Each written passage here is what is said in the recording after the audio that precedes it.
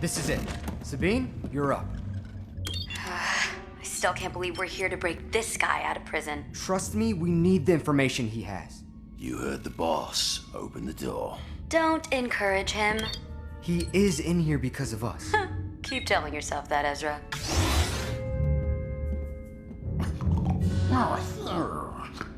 Who's the pig?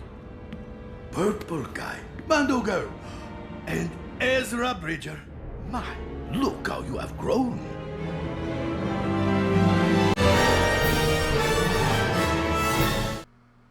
Hey guys, what's up? MaxKydra, welcome back to another video, and today we are recapping the recently released Star Wars Rebels Season 3 premiere, Steps into Shadow. So, yes, finally it is here guys, Star Wars Rebels Season 3 is here. We're gonna see Tron, we're gonna see the Ghost Crew back in action, and yeah, so this is basically a recap, me telling of what happened in the episode, and pretty much just summarizing things up, So yeah, first we see the crew freeing Hondo because, he promised Ezra intel, and this is basically another cat and mouse game where Ezra frees Hondo. Hondo helps him quite a bit, and then of course at the end of the day Hondo escapes. It's going to be always that way basically.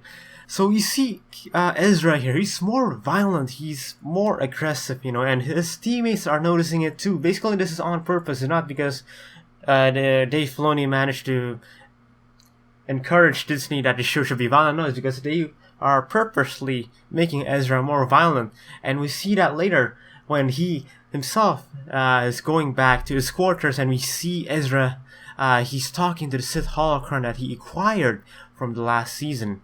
So this Sith holocron is pretty much has been teaching him the dark side of the Force, some dark side techniques, such as when he used the mind trick on the AT-AT walkers, not the AT-AT, when he used the mind trick on the walkers, and the walker pilot actually shoots his own teammates, and that is just horrid, and even his teammates were shocked when he did that. So yeah, Ezra has been nearing even more to the dark side. And of course now he goes to Kanan. Kanan has been he's been secluding himself from others, and he's been meditating in this barren wasteland, and until he finds this force wielder, that buffalo looking guy, which is Bendu, and pretty much he finally he talks to Bendu, and Bendu shares some insight about about the dark side and the light side, and how he's actually in the middle of that, and of course he kind of helps Kanan to regain his vision in some sort, and he realizes that he shouldn't be secluding himself from his friends and teammates, but he should be helping them, especially Ezra.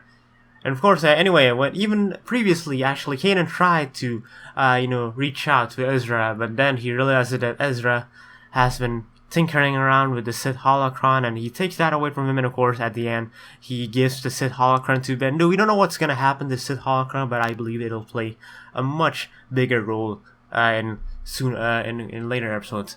Now, let's go to Tron here, and Tron, wow, he is great in this episode. We don't see much of him yet, but I think he's going to be looming in the shadows. He's not going to be the main guy. He's going to be the guy who's behind Callus. And Lars Mikkelsen's performance of Tron is really awesome because his voice is somewhat monotone. He kind of hisses when he speaks, but that just adds another layer of evil to Tron, and that is much obliged. And yes, so we can see Tron in action here. We see Tron's genius when it comes to war and when it comes to diabolical plans. Because because you see now Ezra is taking on a mission. Because he was recently promoted to lieutenant, so he takes on this mission in which he has to acquire the Old Republic Y-wings so they can use them for the fleet. And when they eventually get to the Y-wings, when they successfully acquired the Y-wings, they realized that the hyperdrive has been removed, and that was actually Tron's plan all along. And then suddenly the whole Imperial fleet storms in, and of course the Rebel fleet as well, a part of them, though not all of them. And of course we also see Kanan and Captain Syndulla to the rescue Ezra and the others. And yeah, but just when the Empire is actually winning against these rebels, Tron ordered them to pretty much just let them go, because this is not the whole Rebel fleet. This is basically just a part of them, and Tron basically wants a situation where they manage to trap all of the rebellion fleet, so they can pretty much destroy the rebellion in one swift stroke. And yeah, they let him go. So Tron pretty much just let these rebels go, and as of now, the rebels, they're not aware of Grand Admiral Tron's involvement yet, but I believe that in the next episode we will see that. But yeah, this is actually a pretty great episode. It's quite darker than I expected, especially with Ezra. Like he's been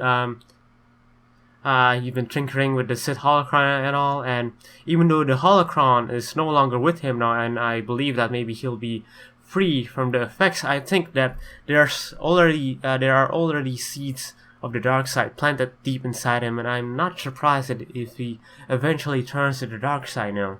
But yeah, that is it, guys. Hopefully you guys enjoy these Star Wars Rebels recap videos. If you do, make sure to give this video a thumbs up, and of course subscribe to the channel for more quality Star Wars content, guys.